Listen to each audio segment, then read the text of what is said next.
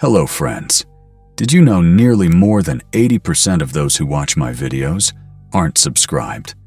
If you enjoy these stories, please hit that subscribe button and leave a like. It really helps. Thank you for being here. By the way, where are you watching from? Let me know in the comments.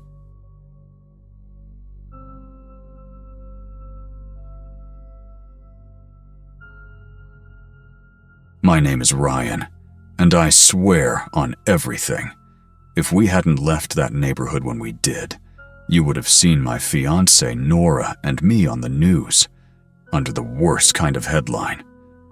This all happened not long ago, late 2021, in a quiet suburban town called Marietta, Georgia.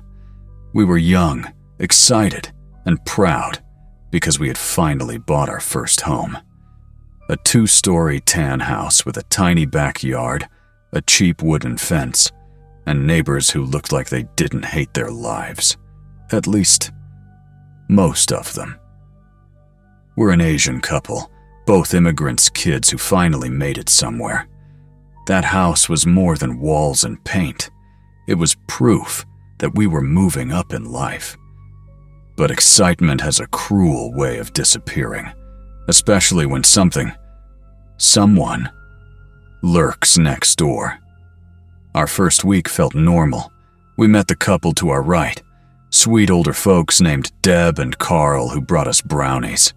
The family across the street waved every time. People smiled as they drove by. It felt safe, except for the house on our left. Curtains always shut. Front door never opened. Car parked outside but no movement. A silent box with eyes. One afternoon, Nora and I were carrying groceries inside. She elbowed me and whispered, "He's watching us." I looked up. There, behind his living room curtain, was a man's face, half hidden, staring directly at us. He didn't flinch, didn't wave, didn't move until our eyes met. Then, slowly, he stepped back into the darkness of his house. We laughed it off at first. Some people are just socially awkward introverts, right?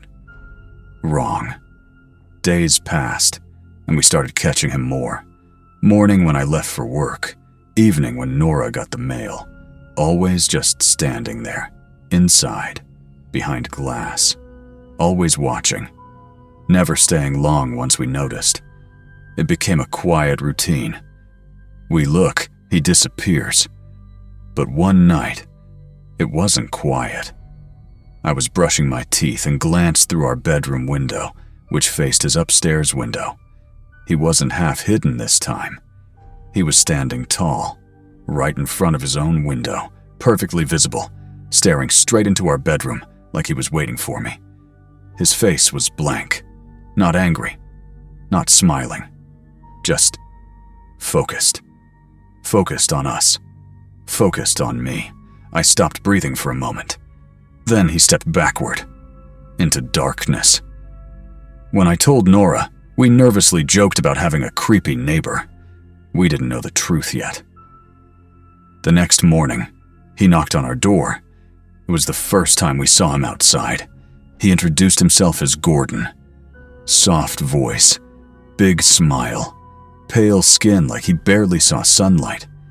He apologized for accidentally looking inside our room, claimed he was placing something on his window ledge. He chuckled awkwardly, even bowed slightly like he practiced being polite. We forced a smile back. Something felt wrong about him. His smile was too wide. His eyes didn't match the smile. They looked hateful. But we played nice. Because what else do you do? A few nights later, Nora shook me awake. Someone's outside. I heard them. Half asleep, I stumbled to the window. A grown man was pacing around our backyard like he lost something. My heart jumped into my throat. He wasn't searching for dropped keys. He looked like he was exploring. I shouted, "Hey!" He froze, then walked fast toward the gate, slammed it shut, and vanished into the dark. We stayed awake the rest of the night, staring at the ceiling, pretending to be brave. 3 days later, again. This time we both heard it. Rustling. Metal. A lock being messed with.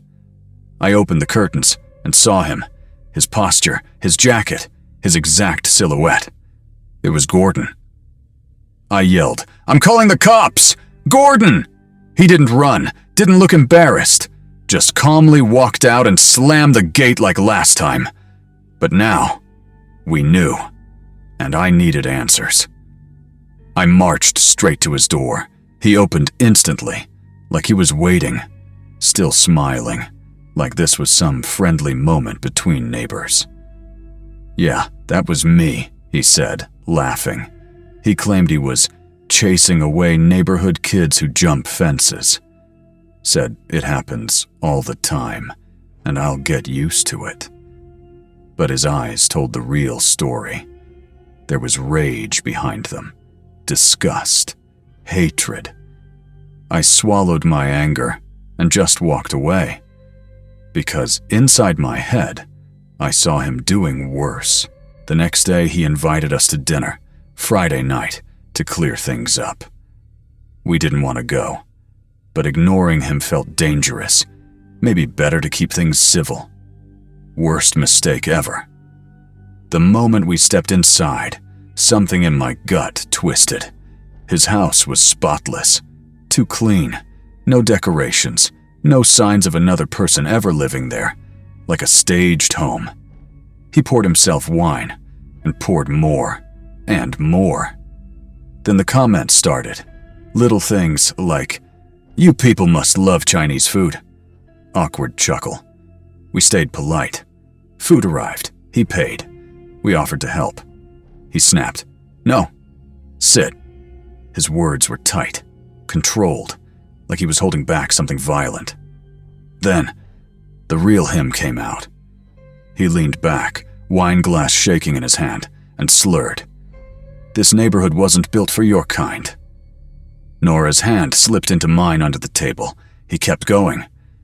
"This town, always been white, and it should stay that way."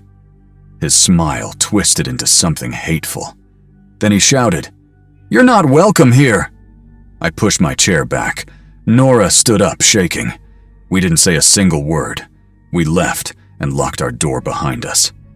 Inside, Nora cried silently.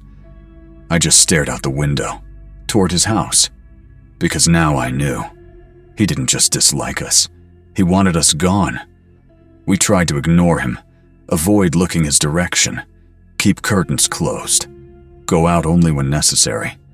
But that kind of fear grows teeth. One night, a sound like thunder. Glass shattered everywhere. A brick lay in our living room. We sprinted downstairs. Wind rushed through the broken window. No note attached, just a message. "Get out." Police came. We told them everything. They questioned Gordon. He denied it, acted confused, played the helpless victim. The officers couldn't do anything. Paperwork. Nothing more. We slept in fear that night, if you can call those few hours of shaking sleep. For days after that, we lived in dread. Every floor creak felt like footsteps. Every gust of wind sounded like tapping glass. Every night, Nora cried before falling asleep. One afternoon, Deb from next door told us quietly, "We warned the HOA years ago. That man isn't right. His wife left him because of his drinking. He doesn't like anyone who isn't white." Nobody had done anything, because nobody forced him too close. Until now. We started packing. Not even 2 months after moving in, our dream home became a prison. Every moment inside felt watched. Every moment outside felt hunted. We could either leave or stay and risk becoming a headline. Our last night there, we barely slept. Boxes stacked in the hallway. The moving truck scheduled for morning. Midnight. Bang, bang, bang. Someone slammed our front door. Then again. Harder. We didn't move, didn't breathe. We just waited as the pounding continued, then stopped. Silence. A few minutes passed. Nora whispered. "He's checking if we're home." I held her close. We waited until dawn. Sunrise saved us. We left as soon as the moving truck arrived. Carl and Deb hugged us goodbye. Everyone felt guilty, like they knew they failed us. Police said they'd monitor the situation, but it wasn't protection, just formality. As we drove away, I looked one last time at Gordon's house. He stood in his window, watching, not angry, not yelling, just smiling, like he had won. Our new place is far away, different city, different life. But even now, when a floorboard creaks, my chest tightens, because I know how close we came. Hatred doesn't need a motive beyond skin color. Some people look at you and decide, you don't belong here, and they'll ruin your life, or take your life, just to prove it.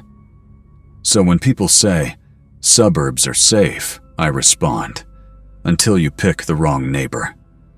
If we had stayed, you would have heard our names on the news.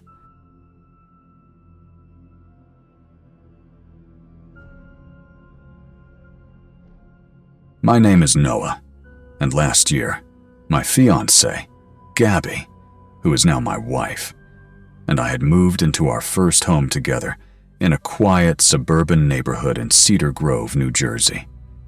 It was a modest 2-story house, brick-fronted, with a small front porch and a backyard that stretched far enough to imagine a garden or even a future swing set for kids.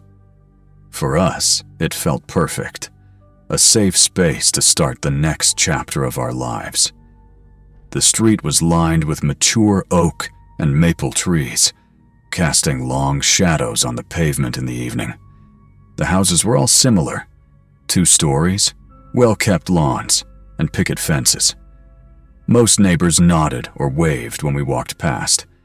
It was peaceful, suburban America at its calmest. The couple to our right, Mark and Teresa, seemed particularly friendly. They were in their late 30s, though I couldn't say exactly. Mark was tall, broad-shouldered, and always had this faint smile that seemed polite, but slightly forced. Teresa had a warm presence and a soft voice, and the first week, they even brought us a homemade pecan pie. It was delicious, and we thanked them profusely. It felt good to be welcomed. For the first couple of weeks, everything was as we expected. We unpacked boxes, set up furniture, and settled into our new routine. But slowly, I began noticing things that didn't sit right. It started subtly. One night, around 11 p.m., I was brushing my teeth when I heard shouting from their house. At first, I ignored it, thinking maybe they were having a normal argument. But curiosity drew me to the window. I could just see their backyard from my bedroom window, though the angle wasn't perfect. I caught a glimpse of Teresa storming out, slamming the car door as she drove away. Mark remained inside, pacing, his posture stiff, shoulders tight, movements sharp and controlled. Something about him seemed off. I chalked it up to stress or marital tension, but that uneasy feeling didn't leave me. The next morning, I told Gabby. She shrugged it off, saying, "Some couples argue. Don't read too much into it." I wanted to believe her, but a small seed of worry had been planted. Days went by, and Teresa's car disappeared. At first, it was just for a day or two. I thought maybe she went shopping or visited family. But then it stretched into a week, and then 2. Mark was still around, but something about him was different. He avoided eye contact whenever we passed by, walking quickly and muttering "hi" too fast when spoken to. He no longer smiled politely. The warmth had vanished. One evening, Gabby and I were returning from the grocery store when we heard loud banging from inside their home. The main door was open, storm door closed, amplifying the sound. I froze. We could hear shouting, furniture moving, objects being thrown, Wasn't our business, but the intensity of the noise made it impossible to ignore. I remember thinking, this isn't normal. Something's wrong. Weeks passed. I began noticing patterns. Mark would leave sporadically, always looking nervous, never smiling. At night, sometimes I would see shadows moving behind the blinds. Mark pacing back and forth in his living room, sometimes stopping to glance outside our way. He seemed hyper-aware of our presence, yet oddly nonchalant when we noticed him. One afternoon, I saw him digging in the backyard with what looked like a garden spade, but something about the intensity in his movements didn't look like gardening. It was more frantic, almost desperate. And then, from inside the house, I thought I heard muffled cries, quiet but persistent. Gabby noticed my growing tension and asked if we should call the police, but I hesitated. I didn't want to overreact. Yet, there was no denying the fear creeping into my mind. 3 weeks after Teresa's disappearance, curiosity overtook caution. I decided to confront Mark. Gabby argued against it, warning me it might escalate things. But we both knew something was wrong, and ignoring it didn't feel like an option anymore. I rang his doorbell. After a tense wait, Mark answered. His face was flushed, and beads of sweat dotted his forehead. His smile was forced, uneven, like it had been painted on. I asked about Teresa. "Oh, she went to visit her mother. She's not feeling well. Needed some rest," he said quickly, almost stumbling over his words. I noticed his hands trembling. "Why are you sweating?" I asked. "Just exercising upstairs," he replied, eyes darting around nervously. And then I heard it. A scream. A woman's voice, desperate, terrified, somewhere deep inside the house. My chest tightened. "What was that?" I asked. Mark's eyes flicked to the side. "It's a movie upstairs." "Yeah, just a movie," he said too quickly. My stomach sank. He had just claimed he was exercising. I returned home, pale and shaking. Gabby urged me to call the police. I stayed anonymous, worried about retaliation. I explained to the dispatcher that I suspected something wrong in my neighbor's house and requested a welfare check. Within minutes, police sirens shattered the calm of the night. 5 police cars, an ambulance, and officers swarmed the house. Mark was handcuffed, his face blank, while Teresa was rushed into the ambulance, injured and unconscious. We later learned that Mark had been abusing Teresa for months, keeping her locked in the basement, isolated from the outside world. He had sold her car to make it appear as if she had left town. The scream I had heard earlier, it was her being attacked for making noise at the exact moment I rang the doorbell. Tragically, Teresa did not survive. Her injuries were too severe. Mark was sentenced to life in prison. The neighborhood, once seemingly peaceful, became a place haunted by the memory of horror. Even after moving to another town, I could never shake the fear. Every small noise, the creak of floorboards, the rustle of leaves, made my heart race. One night, I even dreamed Mark had broken into our home, knife in hand, whispering the exact words he had spoken while being arrested. "I know it was you. You'll regret this." I woke up trembling, with Gabby beside me, none the wiser. That dream stayed vivid, almost prophetic, and I never shared it with her, fearing it would terrify her. The experience left permanent scars. Simple things, like walking past a window or seeing shadows at night, triggered anxiety. The neighborhood that was supposed to represent safety became a reminder of terror.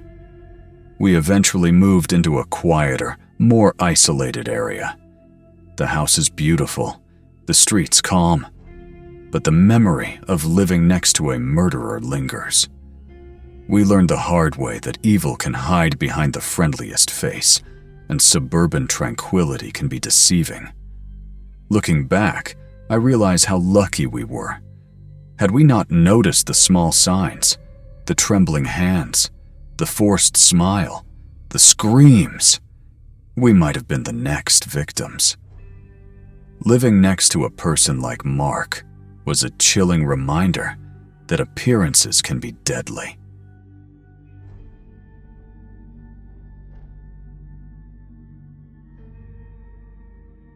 My name is Brandon, and this all happened 3 years ago when I was 25, living in a duplex in Brooklyn, New York.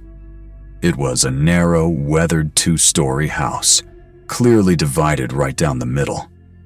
I rented the left unit, and some man I'd never met rented the right unit. The landlord assured me he was quiet, worked nights, and mostly kept to himself, so I didn't think much of it. The first few days were normal. I worked long hours at a small marketing firm, came home exhausted, cooked something quick, and went straight to bed. My bedroom was on the 2nd floor, sharing a wall directly with the neighbor's bedroom. Sometimes, when pressing my ear to the wall, I could hear faint movements, shuffling furniture, soft footfalls, but I dismissed it. In a city like New York, thin walls are expected. The first week passed without incident. Then one night, as I scrolled aimlessly through my phone, I heard it. A high-pitched, strained voice from the other side of the wall. It wasn't a conversation or TV. It sounded deliberate, unnatural, almost like someone forcing their voice to sound odd. I couldn't make out the words, just the strange rhythm. I tried to ignore it. Maybe he was practicing some odd voice or on a phone call. Eventually, it stopped, and I fell asleep. But that first night planted the seed of unease that would grow into full-blown fear. A few nights later, the mumbling returned. Louder. Clearer. I pressed my ear against the wall. It wasn't a call or a TV show. It was him, muttering to himself. The cadence, the tone. It made me feel exposed, like he knew I was listening, even though I hadn't acknowledged him. I tried headphones, a blanket over my head, anything to block it out, but it didn't help. The thin wall amplified my paranoia. He could literally be just a few feet away. Nights became long, restless, and filled with dread. Then came the first knocks. One night, half asleep, I felt it. 2 deliberate taps on the wall right next to my ear. My body flinched violently. A moment of silence followed. Then another 2 taps, identical. My heart sank. This wasn't a house settling. It was intentional. I didn't respond. Acknowledging it might escalate whatever was happening. Over the next week, the knocks continued. Soft, then hard. Always at night. Always when I tried to sleep. I started sitting upright, lights on, hyper alert. Every night I imagined him lying just beyond the wall, watching, listening. Then the night came that I'll never forget. I was lying on my side, eyes closed, trying to sleep, when 3 slow knocks echoed from the wall. My heart raced, lungs locked. And then, the voice. That same unnerving high-pitched tone coming through the wall. "What are you doing in there?" I froze. My entire body trembled. He knew I was there. I grabbed my phone, called my boyfriend, and whispered everything. He promised he'd come immediately. I stayed upright, imagining him lying just a foot away, listening. When he arrived, nothing else happened. But the silence was worse than the knocks. Every second dragged, a torturous reminder that danger can lurk unseen. Over the next few nights, the terror escalated. The knocks became rhythmic, almost taunting, and the voice came more frequently. Sometimes it was faint mumbling. Sometimes It was direct acknowledgement, like he could sense my thoughts. One night, I woke to find that my bedroom door was slightly ajar, even though I was certain I had locked it. The air felt colder, heavier. I could swear I heard soft footsteps across my living room floor. My phone was on the bed beside me. I clutched it tightly, but I didn't dare check the room. Then came the night that finally shattered me. I was asleep, or at least I thought I was, when I was snapped awake. The knocking began immediately, rapid, furious, right beside my head. My heart slammed in my chest, and then the voice, deeper, closer, right in the room, unlike anything I had heard from the wall before. Go to sleep. I bolted upright, screaming. Every instinct told me to run, and I did. Downstairs, through the narrow hallway, out the front door, into the street.